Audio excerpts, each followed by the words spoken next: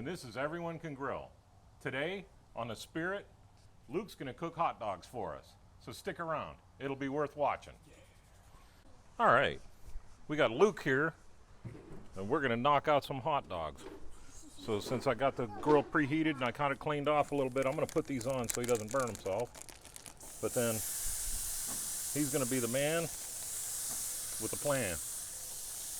These are Nathan's hot dogs, because they are the best hot dogs, I think. There's two different sizes because these were on sale. So we got them on. We're gonna close the lid for a minute, and then it'll be Luke's turn to start flipping these. All right, it's time for Luke to roll these hot dogs. Let me open the grill up for him.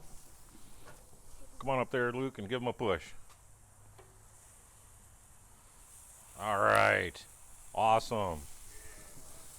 Close the lid up. Got another 10 minutes to go. All right, Luke, what time is it? Time to roll these hot dogs.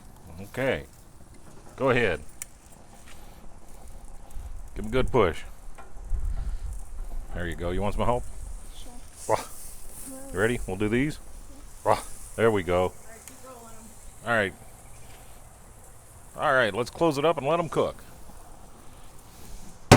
Good job. All right. Luke knocked these things out of the park, so it's time for me to take them off the grill for him, since it's grill's a little bit tall and I don't want them to get burned. But look, he nailed these things. They look perfect. I love it. I cannot wait to dig into one of these things. Yes. You can throw them on a bun, ketchup, mustard, barbecue sauce, pickles, onions, whatever you want.